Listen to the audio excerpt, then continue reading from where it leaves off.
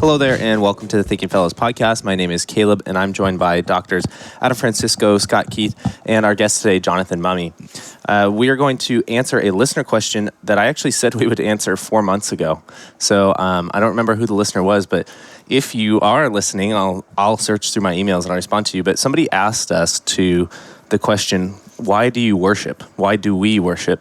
And this is a topic we haven't done directly on the Thinking Fellows. We have a broad audience. They're not just Lutherans or Reformed or evangelicals. We have people from all traditions, and so the way we worship looks very different. But I think answering the question why could help explain some of the way and the things like that. And Dr. Mumme has recently published a edited volume on ecclesiology, which is called Church as Fullness in All Things, Recasting Lutheran Ecclesiology in an Ecumenical Context. And I think that subtitle helps sort of cross that divide with other denominations, which will be helpful. I noticed that there were actually quite a few chapters dedicated to that and had non-Lutherans writing in it as well, correct? Yeah, thanks for having me on. This was an important thing to us as we were attempting to sort of cultivate and invigorate some ecclesiological discussion as Lutherans, that I'm really of the conviction that we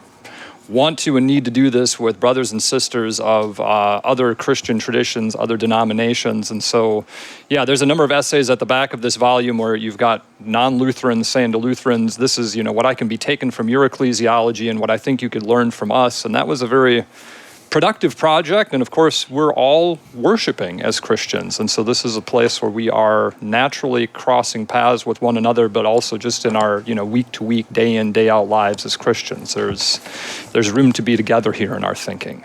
So could you tell people quickly where you traveled to? You're in California right now, but where you're from and what you do full time? Yeah, so I've come to sunny Southern California from soon to be the snowy Midwest. So I'm a professor associate professor of theology at Concordia University, Wisconsin, just north of Milwaukee.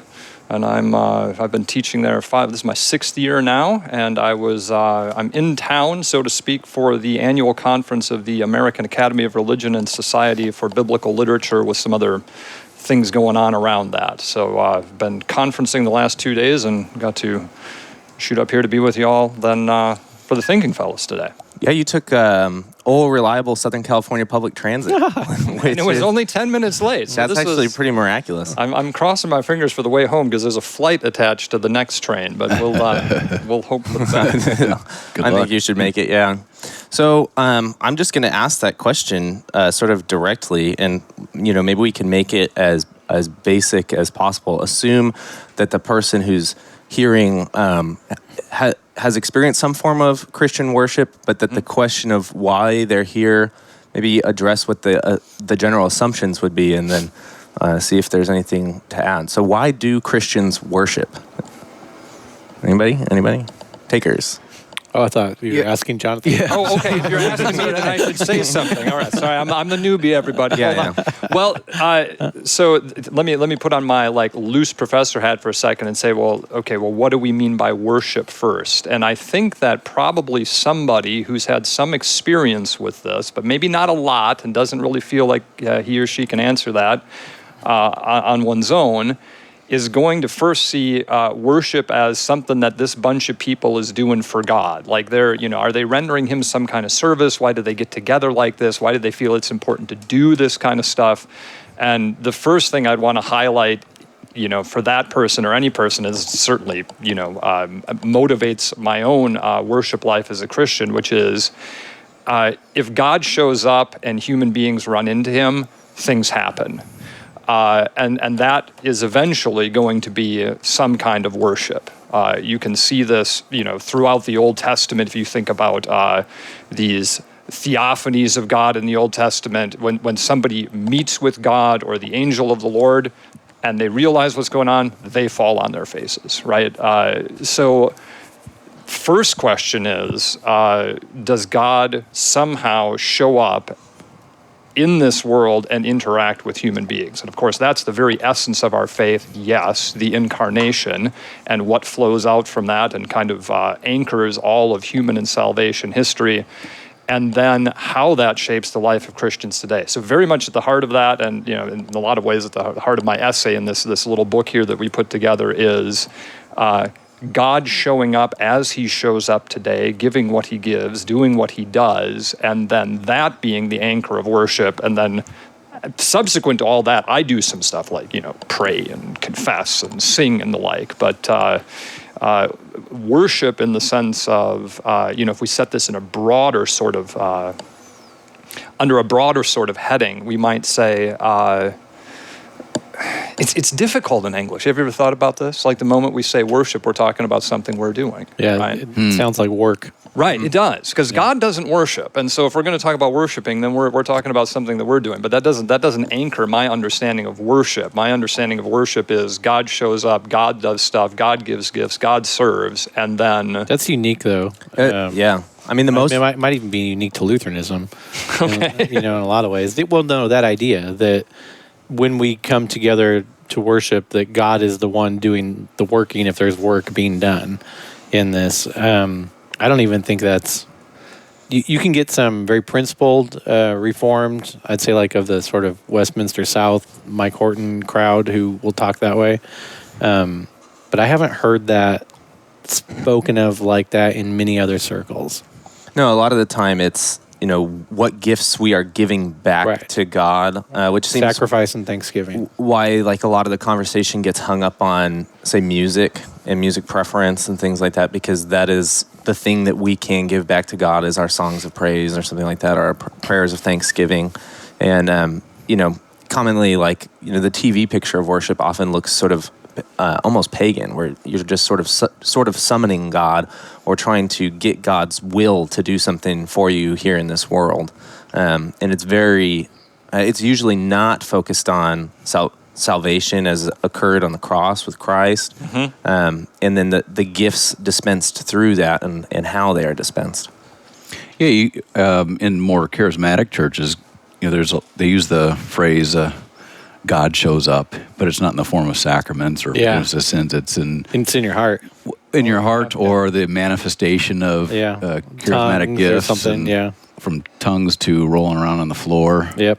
yeah. Depending on how we could get real bizarre here. Yeah, we could. But, thank God there are things that are out there in front of my heart, to which my heart can get tethered, like, being tethered to the mast of God himself. So, that's just as decisively important. A story that comes to mind is I teach, among the other things I teach the Lutheran confessional writings to students at our university who are studying for things like church professional careers of various capacities. And, so we were talking about worship one time and the like as we're in class. And just Luther has this great passage in the Small Called Articles about, if the Spirit's going to do something, it's only if the external word is coming first. And, he would certainly group the sacraments under that same heading, like where God shows up speaking through a human mouth, where he shows up, taking water into use with his name, taking bread and wine into use with his Holy Supper. These things are where we're going to find the Spirit giving the life of Christ, giving forgiveness and the like. And that's decidedly important to me, not just on a theological level, but on a personal level as a Christian. And so I was telling my class, I have 4 children, and the 2 youngest are boys, and the one of them was just born this last year. And my wife is a very gifted musician. I am not, but she was up in the balcony for one of our festival services. I think it was Maundy Thursday, actually, so the night we're commemorating Christ's institution of the Holy Supper. And she's up in the balcony, and she's playing flute. So I'm downstairs with the boys, right? So I've got a squirmy toddler at a nighttime service who wants to be in bed. And literally, just as we cross over into the second half of the service, the so-called service of the sacrament, pastor is literally celebrating the Holy Supper there at the front. My infant fills his pants right at this moment, right? And so how checked in is my mind and my spirit? How attuned am I? Like if my spirit's got to get out in front of worship at this point, I'm sunk. Good news that night, though, Jesus still fed me. Jesus still forgave me. Jesus still gave me life. He showed up. He touched. He healed. And it was fine. And that's exactly what that dad needed on that night, I can tell you. So it was that was good, because that's kind of where I live. I mean, it's something that's happening there in worship is carrying me, and I'm not carrying it. That brings up an interesting point in a conversation that happens online about. I saw it was a group of large church pastors complaining about children screaming in their services and during their preaching, and whether or not they should be there because they're distracting to the hard work of, number one, the pastor who's prepared all these things, and then the other one was distracting the people hearing these words. And it seems sort of like an interesting inward focus, huh? Yeah, it can be, and I mean, this is anecdotal and it's just observation, but this is forefront in my mind. I was staying at a Lutheran church down in San Diego the last few days over the course of the conference. They were very kind, gave me a room at Grace in San Diego, and you're there on Sunday morning. There's a lot of kids around that place. It's really good, but things are happening. I mean, it's really interesting. Like, if you're a kid in that service, there's kind of like people walking different places and lights that are moving, and you're standing up and you're sitting down and you're singing, and there are things to see, and then there's some smoke up at the front at some point, and somehow in the midst of that, noise is okay. I can think of a church kind of in our neck of the woods in the Midwest, in the Chicagoland area, and I mean, if you're a kid in the front row of that, there's stuff going on, right? And it's not just about like my ability to logically process content. Of course, we're going to get there with these kids in the formation of the faith, but there's a place in God's presence for them right away, because this God is an incarnate God. He's a God who has stepped into human history, who has touched our humanity, and who didn't give up being that sort of a God with his ascension, but with his sending out of the apostles and the carrying out of the apostolic ministry through the preaching of the word and the administration of the sacraments, and sort of the stuff that just organically grows out of that and surrounds it today.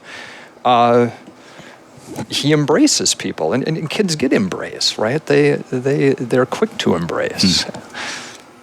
So it seems like the big contrast here and the flip in the definition is that, for as Lutherans have defined it at the very least, and we would hope that extends into the broader church, worship is about things which we receive. We gather where there is a promise where God, to go back to what you said in the beginning, to where God will be. It's not somewhere we go to summon him or to earn him or something like that. It's purely reception. So how does that work out, and how does that look in the grander scope of Christian history? Has it always been viewed this way? Was this unique to the Reformation? Is this something that was simply recaptured? How do we deal with, say, even the question of those churches which sort of get rid of traditions and rites in favor of saying, I'm going back to an early church style of worship and things like that, an apostolic style of worship? How do we sort of sync those things together? Has it always looked like this? I mean, it's a broad question. Well, it's many pieces. We can go at this many ways. How unique is this Reformation perspective? I think since Adam's being a little quiet. Well, I was just about. That cut you off. I mean, you said. I think you used the phrase purely reception. Mm-hmm.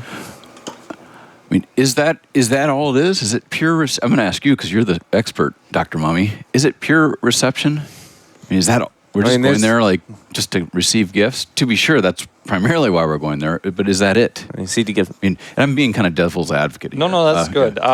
Well, I mean, I am doing things when I go there. There is. I don't know. I think about church on Sunday morning in the Lutheran tradition as I know it, which is sort of a very conservative reform of the Western tradition of the Middle Ages. So as I know this, I think of it as a dance in many ways. I don't lead this dance. I don't cue up the music, but I'm dancing, right? There's this beautiful give and take to what's going on the Sunday morning where the pastor speaks on behalf of God, and I, as a baptized child of God, speak back to that. And God proclaims his word, and I answer with acclamation. And the word is read and preached, and I respond with confession of the faith, not my own, but one that I share with all Christians in confessing the creed. And then there's this, this dancing movement of prayer returning back to God and praise. So I wouldn't say entirely passive, but what could we say? It's the divinely active element that makes this what it is. It sets everything in motion. It's carrying me across that sort of beautiful gift-giving dancing floor that is a Sunday morning, that is the liturgy. And it's not a burden then. It's not like I feel like I have to do a bunch of stuff on Sunday morning. This just kind of comes out. Now, in the longer trajectory of history, I have to say, Caleb, I'm a little bit skeptical more than a little skeptical when I sort of run into things that sort of suggest there's been a longer history of these sort of early Catholic, anti-institutional readings of the New Testament and the sort of early Christian church. I'm not sure that the data really holds up with that. You go all the way back into Acts chapter 2. And what is this Christian community holding to? They're holding to the apostles' teaching, the breaking of bread, which is their fellowship, and to the prayers, with a definite article talking about some kind of prayer structure that's already operative there.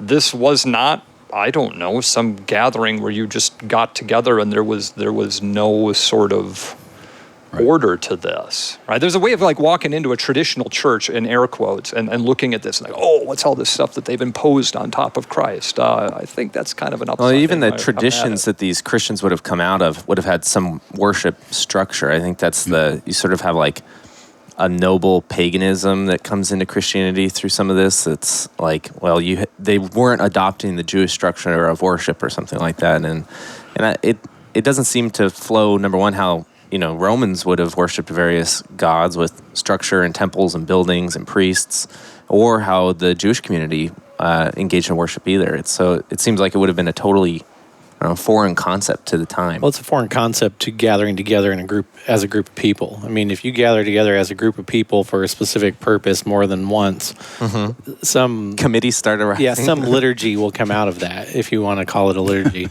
mean, some order to it. You can walk into the most sort of seemingly orderless non-denominational church and go more than one Sunday, and they do about the same thing every Sunday. Yeah, they know what's going to happen when it's they get just there. a matter of what are they doing and how formal externally does it look or not look and all that kind of stuff. I think it's interesting. I think I like the dance metaphor, but if I were to explain that, I'd say more like when a little girl learns to dance when she's 3 and she's standing on her dad's feet as he whirls her around the living room. She's got, the idea in her head that she's dancing with daddy, while all the same time daddy is the one doing the dancing and she's sort of along for the ride. She's doing stuff as her daddy moves her arms and as her daddy moves her feet. She's doing stuff, and she even feels like an equal participant in the whole exercise. But the outside observer, who can see with the eyes to see, will actually know what's going on there. Yeah. This is a loving father teaching her child something that she wants to learn and that maybe serve some sort of purpose in her life as she moves forward. Well, and the father gets enjoyment out of that as well, too. Because some people, take that, God doing the work aspect of this and say, well, what are we giving back to God? And it's an analogy, so there could be some breakdown, but there's certainly enjoyment there. You don't just do it as a burden. No. And it's also interesting that you say that. I was pulling my daughter Esther around the living room on her snowboard the other day, getting ready for the snow. And this is what I think was funny. After it was all done, we did this for about 30 minutes, practicing everything, getting ready. And when she's done, she runs into the kitchen and she tells her mom, I was snowboarding all by myself. Yeah. That's right. And that's us. And that's us, yeah. I was literally worshiping all by myself. Did you see how good I did? I mean, that's how we sort of tend to think about these things. Not that I'm going to get accused of always going back to the Augsburg Confession here, but please do so. So I'll throw in the small call articles too, just for fun. When Augustana talks about this type of thing, and Melanchthon and his organization is kind of sneaky with this a little bit, because there's a reiteration that goes on in the Augsburg Confession with the idea of worship and how he talks about it. It first comes in Article 5 on the ministry, and this is where Melanchthon is trying to explain the fact that for some reason that's often unknown to us because he just looks like one more schmuck standing up in front of the church. God decided to work through people, and then people generally, and then people particularly. And those particular people that he decided to work through, we usually call ministers of the gospel, right? Pastor. They serve in the quote-unquote office of the ministry. And Melanchthon explains there that God established this office of the ministry for really two purposes. That the gospel be preached, that the gospel in all of its power, that the Christ for you of the gospel be showered upon sinners whenever these sinners come together in quote-unquote worship by that person that's placed in that office, that gospel be preached. And that two, that the sacraments were instituted so this person in this office of ministry would administer them to the people. And then he says really particularly why this happens there. So what's going on? Are we just, when we preach the word, are we just going through the motions? Are we just like reading a historical text for the sake of our own memory? Are we just doing ceremonies for the sake of participating in a ceremony because we just do liturgy for liturgy's sake? He says, through the word and the sacraments, as through instruments, the Holy Ghost is given, who works faith when and where it pleases God. That's why, right? So if you want to know the answer, that's why. Now, he gets real sneaky. Article 6, he goes into the new obedience. I've got some theories why there's a little break in there.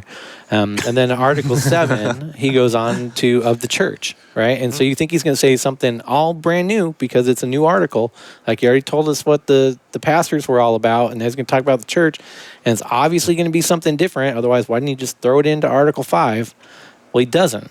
He literally says here that this place that we call the church is composed of believers and hypocrites alike. I noticed that Dr. Mumme in his chapter on Lutheran ecclesiology mentions that this idea of sort of the visible and the invisible church is sort of a particular thing here to Lutheranism, and you have sort of a feigning reference to that here with Melanchthon saying, you're going to go to church on Sunday, and there are going to be true believers there, and there are going to be hypocrites there, and you're not going to know who's who in the zoo.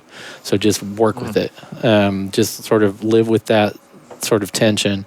And he goes, but this church particularly is the place where the saints come together, where, guess what? Nothing different. The gospel is preached rightly, and the sacraments are administered rightly. This leaves us with questions then. The big question is going to be, then, okay, if this is a place where the gospel's preached, you kind of explained that back in Article 3 and 4, so we get that. But then what are the sacraments? So he's going to go on to talk about the next article. What the sacraments are, right? He's going to do what the church is, which is just a funny thing to throw in after the article on the church, but there's some theories there too. And then he talks about baptism and Lord's Supper and confession and repentance, which basically, as I said, you heard me say yesterday in my class, Caleb, that you can, if it helps your brain to think of these two articles, 11 and 12, as one article that you sort of more broadly name absolution, I think that's totally there. And then he talks about the use of the sacraments. So you get this whole section here where there's a reiteration that this is worship.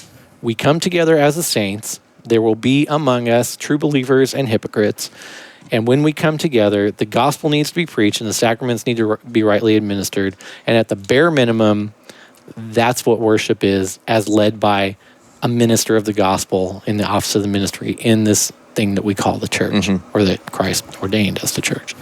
So from the Lutheran perspective, from the confessional Lutheran perspective, those are the two sort of like base elements, right? And everything that's done in quote unquote, again, worship should revolve around that, right? Or have that, one of those two things as the touch point, right?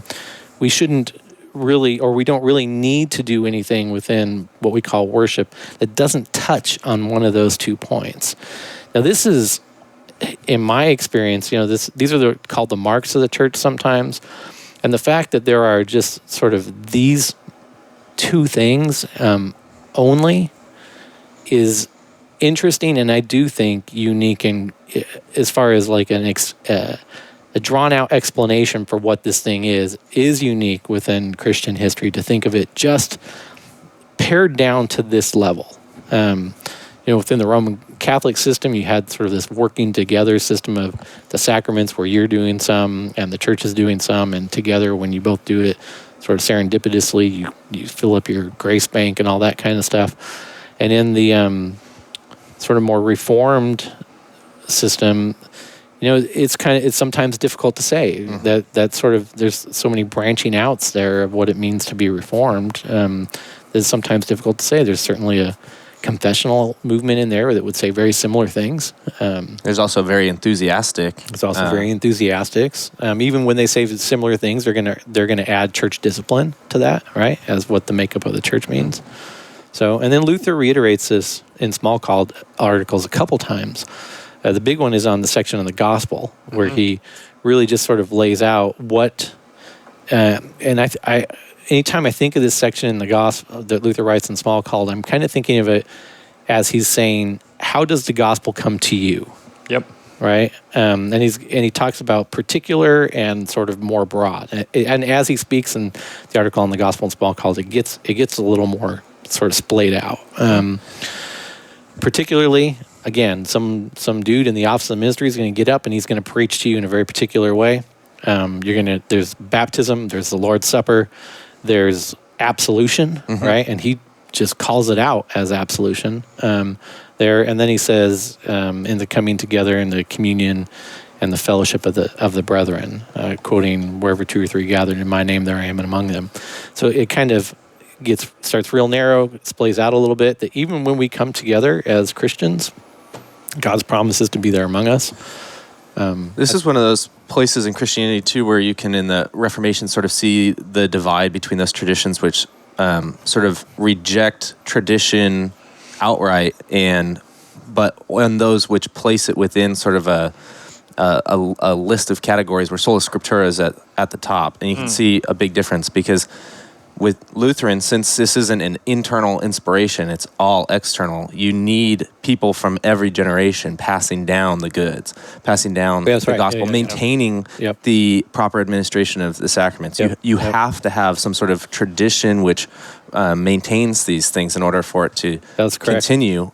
Where in those more radical groups... Which is where I would say liturgy is helpful. So that was a very long explanation for me to kind of say one thing.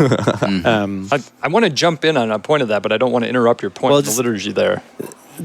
The liturgy sort of gets a bad rap outside of conservative, I'll just say generally more conservative sort of confessional-ish movements in the United States, especially in Lutheranism. And Adam accuses me of being anti-liturgical, which is not true. No. I just said you're low church. Also probably not true. Yeah, maybe I am. It was just a joke, too. Okay. Chill out. Calm down, bro. The thing is that I think we can focus so much on the particulars of what the liturgy looks like, and even sort of make defenses that this is what was done a long time ago, so this is the best and all this kind of thing, without sort of realizing that, in my mind, liturgical practices are very, very helpful, but some of that help is practical. Some of that help has to do with the fact that it's often scriptural, that it gives us things to remember and to hold on to, even into old age, even into senility, even in time of turmoil and persecution and that kind of thing.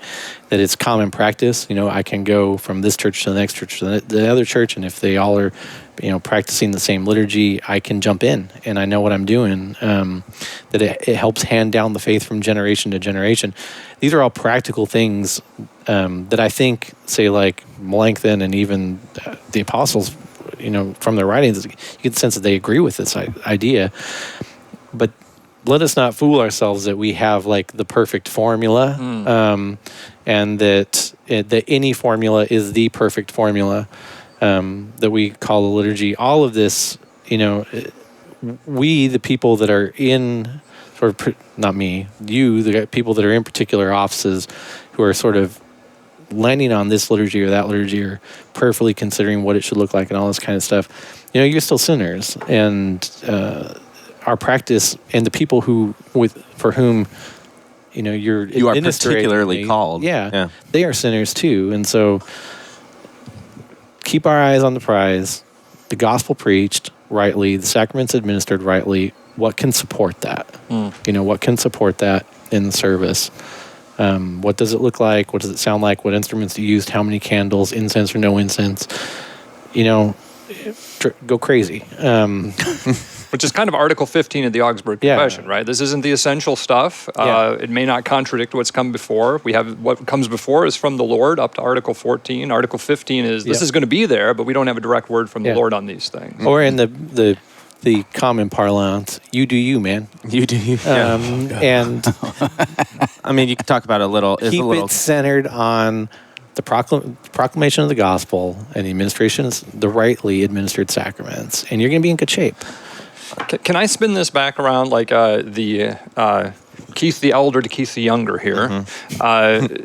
The observations coming from the Augsburg Confession to the question that you initially posed, Caleb, which is why do we worship? I would go so far as to say is if you look at this Augsburg Confession like structure, there's a way that this Article 5 stuff in a theologic actually precedes Article 4, right? Article 4 is about justifying faith, but when you read it in line with Article 5, how do we obtain this justifying faith? Yeah. Well, God institutes the ministry so that through the preached word and the administered sacraments, the Holy Spirit works this. Well, you can ask the question, right? As soon as you hear about Christ and justification, you can be like, that sounds great. How do I get that? There you go. And so if you're looking at it that way, Caleb, we go back to your question, why do we worship? I think you can actually reframe that question in a very robust way to say, if God were not doing the things that he's doing in the place that we usually refer to as worship, there would be no we. There are no Christians, there is no church.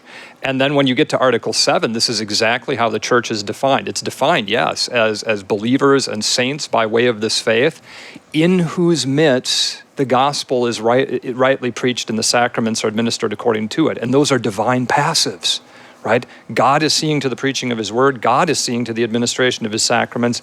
God is making the church of believers and saints by these things. And then they get, parsed out in the subsequent articles there. So I almost find that every time I'm having a discussion on worship, I almost need to flip the question eventually, gently, in the longer course of that conversation. And so, maybe the person who's listening to this, we'd give them the question of something like, well, what's God doing that lies behind and underlies Christians getting together to worship and what they're doing together all the time? And then we get into a very sort of productive discussion about God and who he is and how he works and how he acts and how he creates faith and sustains it. And then this gets to be, happy dancing on Dad's feet. Yeah. And then another thing that I think about, too, in relation to that, Scott, is that I don't have my own steps on Sunday morning, really. I mean, I'm me, but for the most part, every footstep, not only is it carried on Dad's feet, but somebody's danced it before. These words are being lifted out of the sacred scriptures, and I'm singing along with Christians who sang these words, 100 years before me, or 500, or 1,000. And sometimes you're there in the prayers, and you're thinking to yourself, my goodness, I need to pray that prayer another 3 or 4 times to even get my head or my heart around it. It is like being a little kid, because you're listening to people talk, and they're bigger than you, and they're deeper, and they're more thoughtful, and just they want to lure you into this. It's captivating, right? And it seems like worship properly oriented in this way reinforces, that justification comes from outside of you. The extra nos part of this, that this is not you coming up with this. It's not you earning. Right. It's it needs to reinforce that idea. And I guess that's one of the questions you can ask of your worship services. Is this reinforcing that all of this, that faith, justification comes from outside of me and is delivered to me, or is this teaching me or instructing me or moving me to believe that I have earned favor with God, or that I'm, I do this to earn favor with God? We talk about this all the time, that part of the, when we travel to a lot of churches, a lot of what you see or hear at Bible studies is people who even in Lutheran churches, are coming to church out of the obligation to go to church. So this moral obligation to do this. And kind of a crass way of saying it. I'll say for after the show. Yeah, and it's all too common, and it's really easy for Lutherans because we have the liturgy and this order to pretend like that isn't a mindset that gets into our churches, but it certainly is from at least my anecdotal experience. But we as human beings who are born into a sinful world, and even those of us who are Christians and struggling with our sinful nature that still lies within us, we're hardwired in the way of the law, right? That's right. Like the first thing that we respond to and think about is, what do I have to do and what's expected of me and what do I need to do? And I've done it, or have I done it? And how could we all do it here better if worship were different? Or why aren't they all doing it as well as me? Did you ever notice this, that in the apology to the Augsburg Confession, they basically say where the doctrine of justification is off, forms of worship multiply. Yeah. Because if I'm trying to get God off of my back and fulfill my obligations, I better for him throw everything at the wall and see what sticks. And then we're going to have to do some more because it ain't going to be enough, is it? Yeah. And so, that's a really good question, for maybe a listener who put forward the question as he or she did, is to ask, am I feeling burdened by Sunday morning? Is this just one more thing in the longer checklist of my already very full and complicated week that I feel like I've got to do because, God expects this of me and there are obligations here and the like? It proves that I'm a Christian. It proves that or are you looking forward to this because maybe it's going to be the only point in your week where it's abundantly clear to you that somebody else is actually not only in charge, but giving you absolutely everything you need and carrying you, right? Are these the only steps you don't have to take? For sure, because they're definitely on Dad's feet. Yeah. Right? And that's going to feel totally different, right? My wife and I, when we were in Germany, we were kind of like nomads for a bit during my educational career and getting my doctorate and the like. But we eventually kind of came to say, Sunday good, everything good, right? If Sunday was good, we could survive the week, right? If worship was God's present and He's given His gifts and that's clear and the pastor's preaching that way, the week will be fine. But boy, if that isn't in place, yikes! It starts to get dark.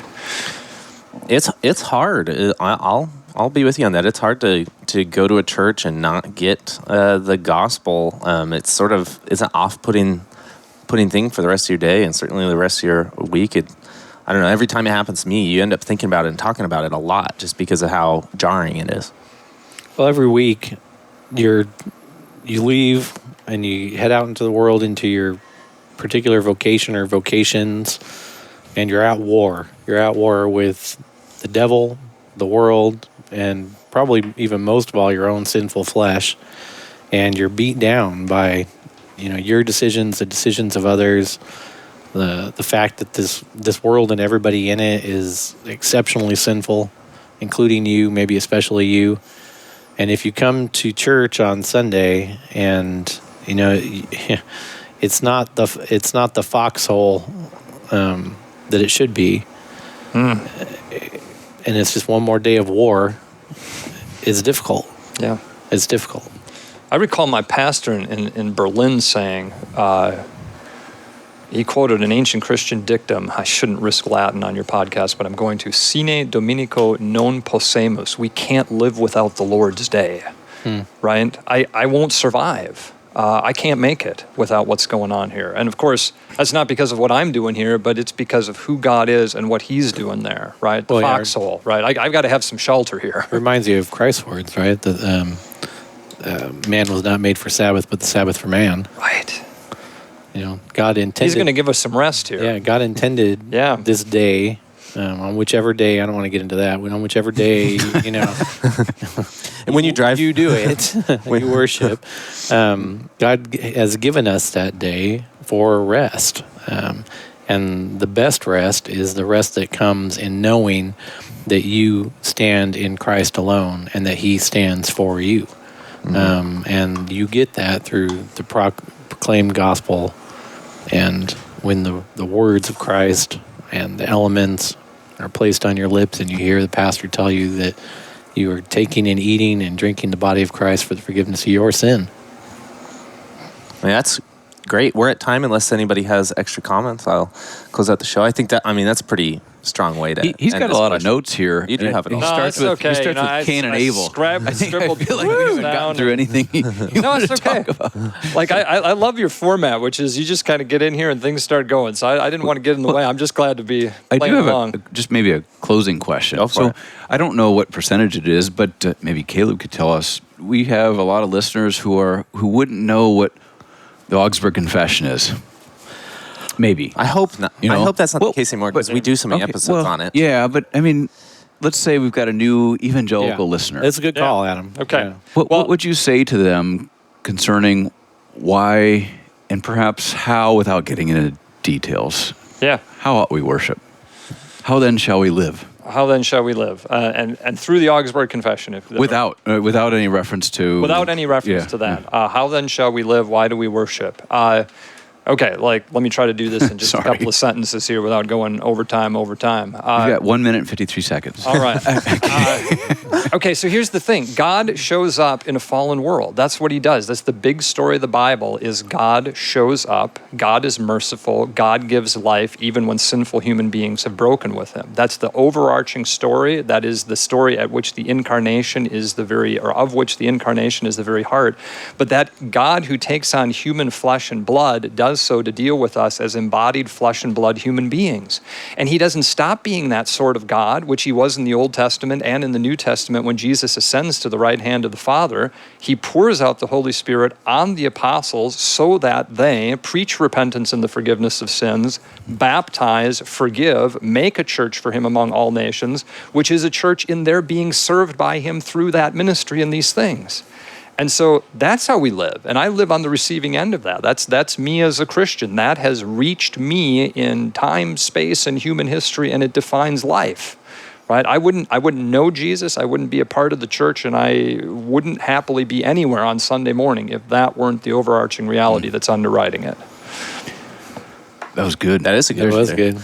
Is that in your book, or is that the new book?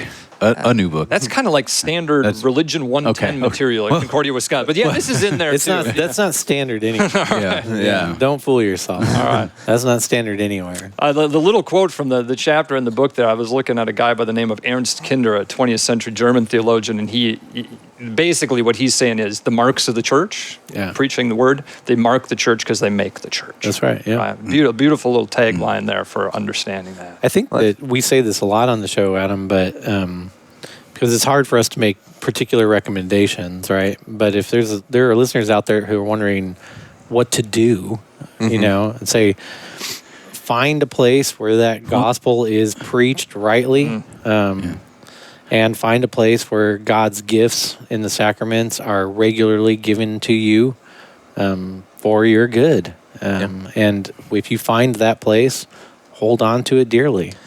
Well, and I think this is a well-timed episode that was only timed sort of out of circumstance, but we're nearing Christmas, which is when, maybe a lot of Christians don the door of a church for the first time this year. And, if that is sort of where you're at, I hope this episode is encouraging to you as to why you're there and what to look for while you're there, and maybe why you return more than just this Christmas season. Christmas and Easter. Yeah. Yep.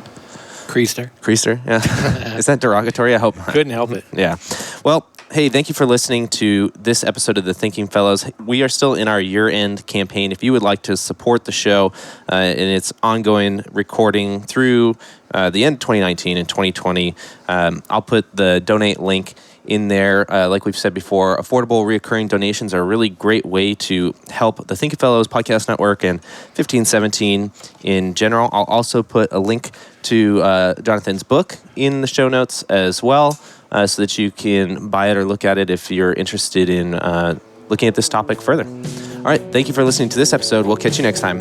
Bye.